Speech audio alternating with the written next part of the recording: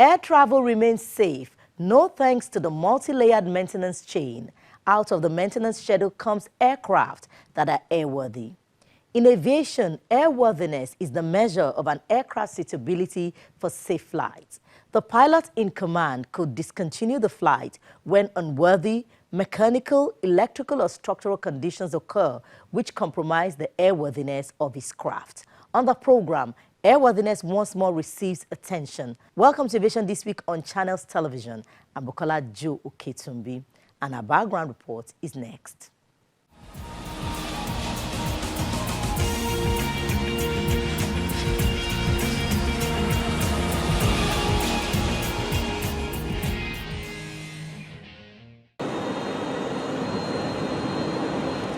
Aviation provides the only rapid worldwide transportation network, which makes it essential for global business. It also generates economic growth, creates jobs, and facilitates international trade and tourism. In the aviation mix, sustaining a viable airline industry is important, and this cannot exist without airworthy aircraft, and what is also described as continuing airworthiness of this craft. For passengers who travel every day, this is their description of aircraft safety. The flight coming back to base is for their safety. When a pilot attempts some maneuvers and finds out that he cannot continue, before he returns back to base, it's a very hard decision to make. But basically, if he has seen that to the best of the interest of the passengers and the safety of his flight, he will return you back to base. He's not doing that because he doesn't know what to do, but he doesn't want to risk it. He would not prefer doing it 50-50. The scariest moment is when during rainy season, when you are in higher altitude, you lose altitude. Definitely everybody screams and calling Jesus and Allah. So naturally you feel it. That's my scariest moment during rainy season when we enter turbulence. Away from passengers to a hangar facility in Lagos, where the top boss here takes us through a D-check currently going on an helicopter as part of the maintenance schedule.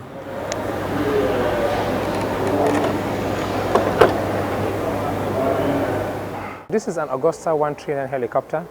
An 8 years inspection is the highest level of maintenance that can ever take place on this aircraft as approved by the manufacturer of this aircraft and the Nigerian Civil Aviation Authority, NCAA. It's a 12-seater with crew 14-seater helicopter, one of the best and the fastest here, stripping off of the engines, removing the engine, the gearbox, the entire cockpit, the instruments, the entire flight controls. So what exactly is airworthiness and continued airworthiness? Airworthiness is the heartbeat of aviation. If an aircraft is not airworthy, you can't fly it. You can't even start the engine. So, but one thing we must get is that the continuing airworthiness of any aircraft is the responsibility of the operator. This is key for us to understand, because the operator has the responsibility to ensure that the aircraft is airworthy. If there's any, God forbid, any plane crash or any incident, the person that the customers talk to is the operator, not the civil aviation. So if I rigged a particular aircraft engine, I'm licensed, 20, 30 years experience, fine. But somebody else must come and check if what I did is correct and countersign and put his or her license number there and full name. So what I do today on any aircraft as an aircraft engineer, 5-10 years later, if that aircraft has issues, it can be traced to me because there's a record. The airworthiness of an aircraft is concerned with the standards of safety incorporated in all aspects of its construction. The big birds usually go through checks across all components. Engines are driven, some aspects of the engines are on and they are on hard time. That means you cannot run them beyond their approved life. If the manufacturer says this engine should run for 3,000 cycles, that means 3,000 landings, 3,000 flights. You can't do 3,001. So there is that other aspect. But there's this other aspect that says if an engine is on ground, you must run it every 10 days to make sure that the engine is still in good shape. So in the first scenario, when you say 3,000 landings, and therefore you can't run the engine beyond 3,000 landings, that is hard time. The Nigerian Civil Aviation Authority's functions and oversight of all the airworthiness includes air transport operators, and approved maintenance organizations. No aircraft can operate without a certificate of airworthiness, and this is issued for an aircraft by the National Aviation Authority in the state in which the aircraft is registered. This certificate attests that the aircraft is airworthy insofar as the aircraft conforms to its type design.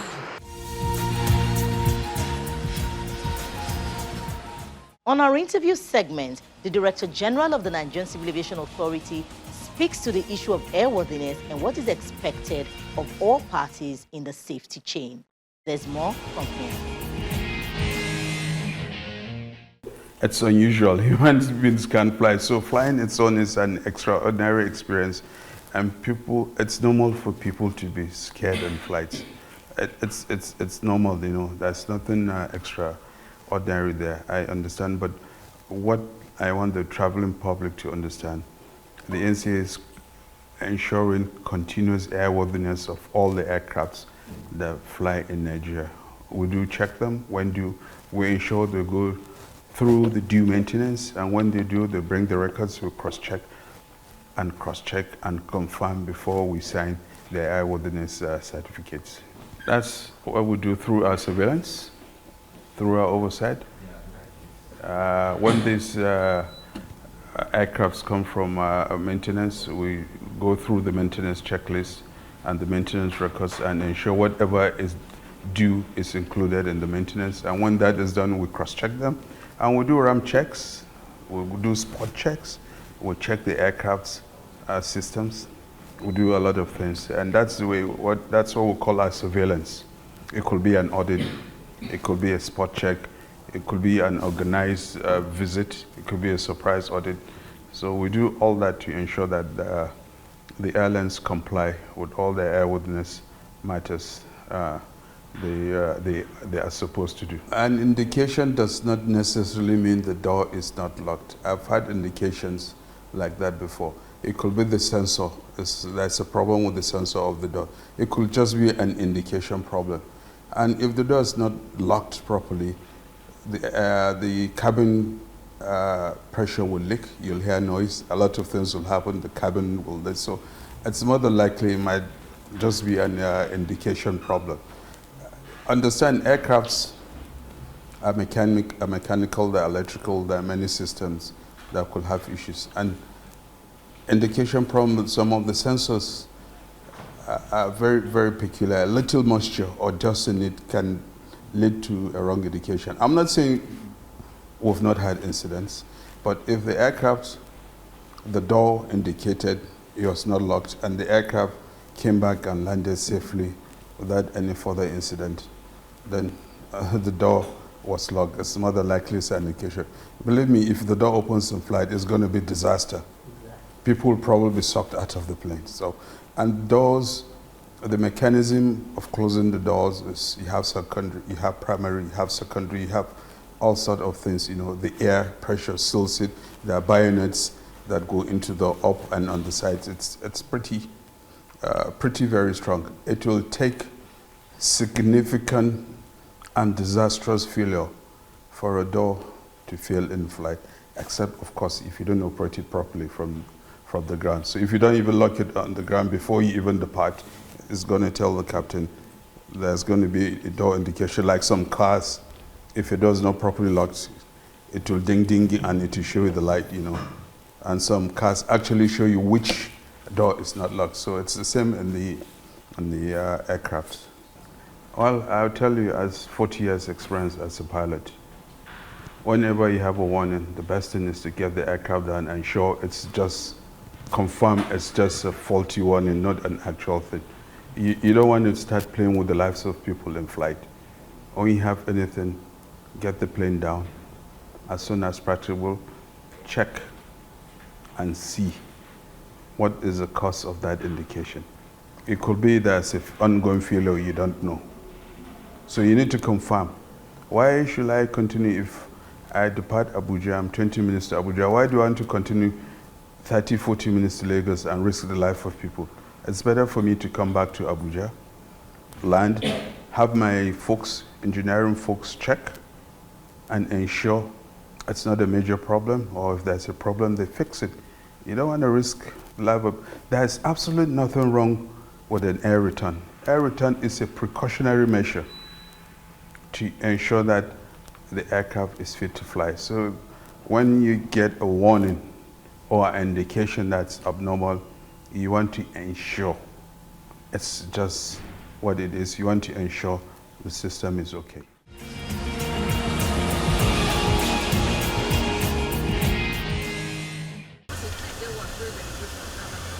It's an oversight visit by the Joint Committee on Aviation to the Lagos airports. The essence is to gather information that would help them come up with measures and policies that would impact airport operations in the country, which have been badly hit by the COVID-19 pandemic.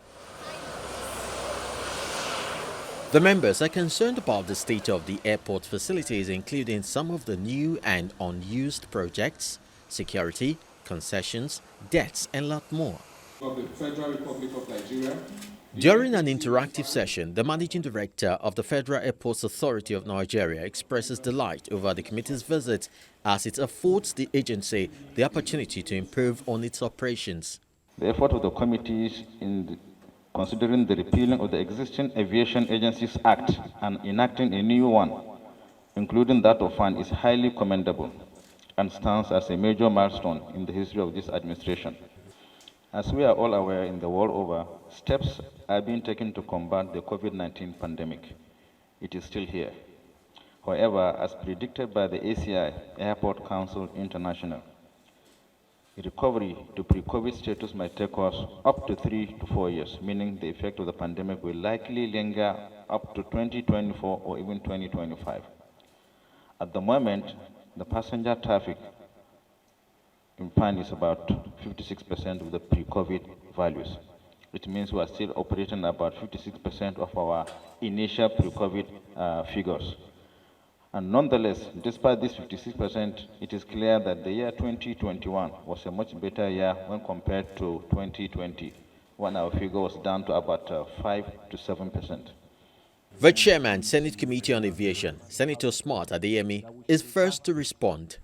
While he wants the Airports Authority to do more to keep facilities functioning optimally, he adds that the Murtala Mohammed International Airport deserves better treatment. I think we should continue to look at all the options that are available, modern techniques, to make sure that we police and we have the gadgets that will help us to monitor every movement, cameras and sensors, because this airport is a town of its own. And it will not be enough to assume that having 50, 100 men will be enough to police this airport. We must be looking at improving and expanding by using modern day facilities to make sure that we secure the airport for all of us. His points are corroborated by the Chairman, House Committee on Aviation, Honorable Nolim Nnaji, who notes that the House and Senate have already passed some important bills in order to reposition the aviation sector.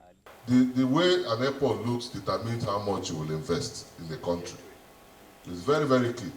That's why we're talking about. Most businessmen come into Abuja Lagos Airport. That's why it's important that we move to the international terminal of Lagos, the new one, and start developing. Even if it means demolishing this place, we demolish it and do a new one, because Lagos is key to aviation development in Nigeria. With the visit over, further recommendations by the Joint Committee are expected in the coming days, which hopefully should lead to improvement in the condition of our airports.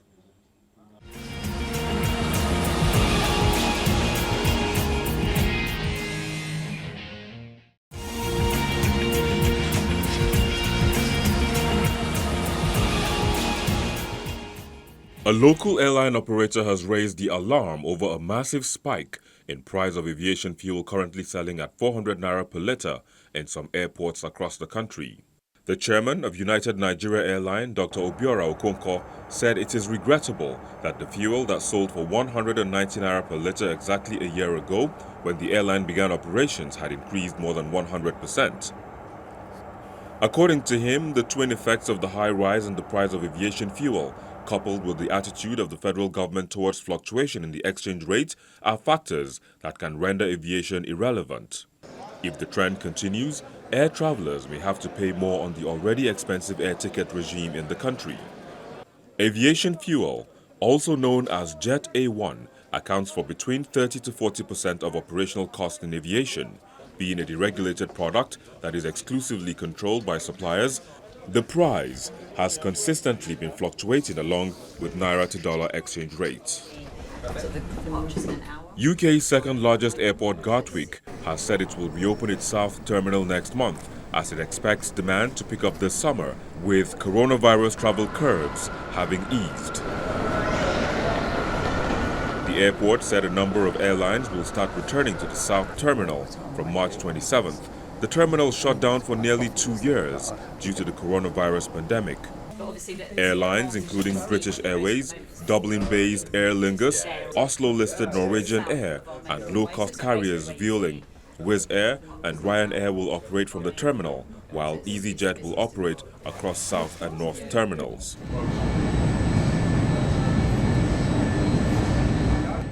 Passenger numbers, particularly in international travel, are expected to pick up as virus-related restrictions have either been completely lifted or are being gradually eased in major economies. Ryanair last week laid out expectations that pent-up demand could lead to record summer passenger numbers. Flag carrier El Al Israel Airlines has said it would not be able to maintain a full flight schedule to Dubai starting on Sunday, February the 13th, owing to disagreements over security arrangements in Dubai. El Al said tens of thousands of Israelis who had already purchased tickets will not be able to fly. Non-stop flights from Tel Aviv to Dubai on El Al and smaller Israeli rivals, Israir and Arkia, were among the fruits of a landmark 2020 deal establishing ties between Israel and the UAE. Hundreds of thousands of Israelis have visited the UAE commercial hub since. The three carriers often offer about 10 flights a day to Dubai. Dubai authorities have so far not commented on the issue. Israel's Shin Bet Security Service has voiced concerns which it did not publicly detail about arrangements at Dubai International Airport. It has suggested that UAE capital Abu Dhabi could serve as an alternative for the Israeli carriers should they no longer be able to fly to Dubai, but industry officials said that was not a commercially viable option.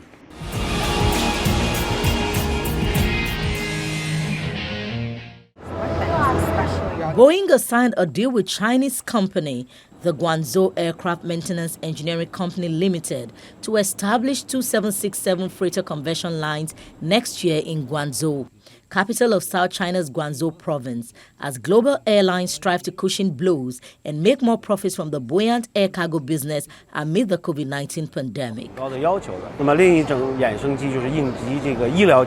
The deal announced at the recently concluded Airshow China 2021 in Guangdong will make Guangzhou the biggest freighter conversion center around the world for Boeing. Gameco, a maintenance, repair and overhaul provider, part owned by China Southern Airlines, already runs 3 737 conversion lines through earlier deals with Boeing. The new deal adds wide-body jets into the mix.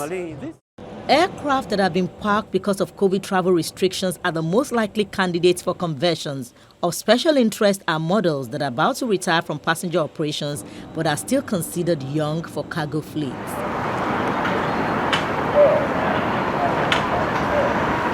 With an online shopping boom and an urgent global need for vaccines and medical supplies, it's hardly surprising that airlines are rushing to make up for lost revenues by carrying cargo instead of passengers. The International Air Transport Association projects 30% of global revenues in aviation this year will come from freights, more than doubling pre-COVID levels.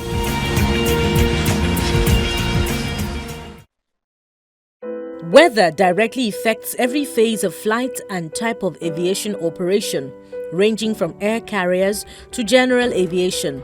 Weather hazards and wind patterns directly affect the safety and economic efficiency of air carriers.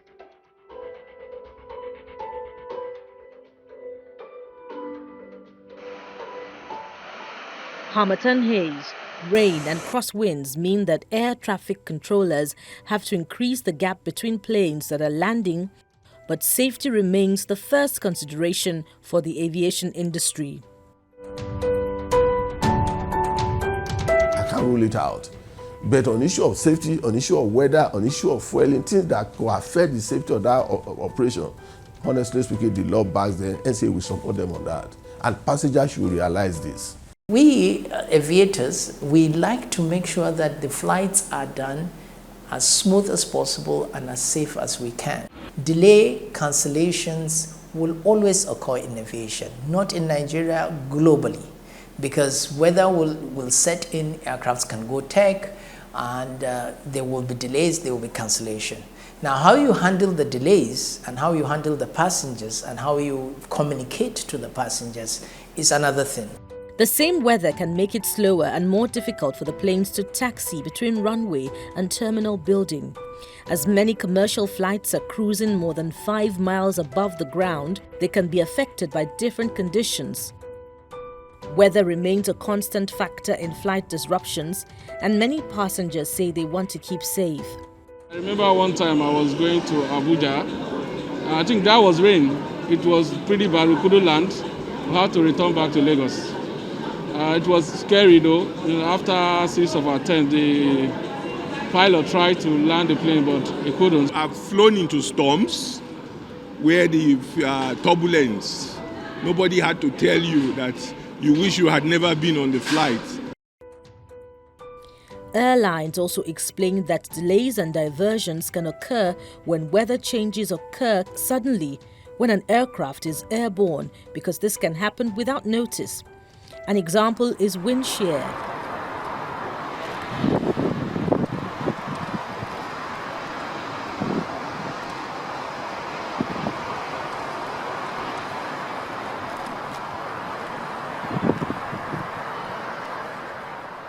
This is a phenomenon whereby the speed of wind and direction changes abruptly, but it is more dangerous for aviation when it occurs at low level.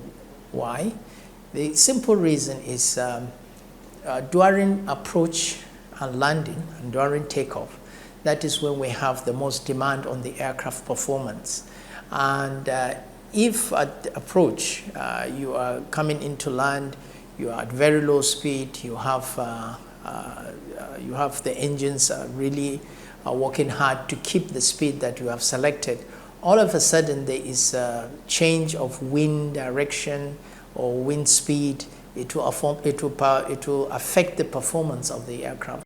The growth of Nigeria's aviation industry has been greatly impacted by quality forecasts. We do provide objects in all the Nigerian airports, and also we advise that when flights are being delayed because of bad weather, passengers should be very patient and understanding the airlines, because it's as a result, the safety efficiency is our slogan in the aviation industry.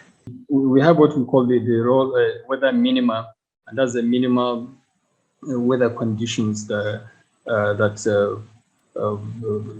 aircraft should operate based on the available prevailing weather conditions. And for visibility, we have the weather minima in all Nigerian airports.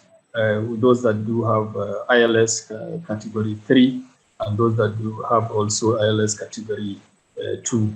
Any time there is weather situation that is well below the minima, so that is when most flights are getting delayed or cancelled. Helping to identify the most dangerous weather hazards which are detrimental to the industry while enhancing safe travel. This is our final destination on the program. Thank you so much for watching. I'm Bukola Jo Oketumbi.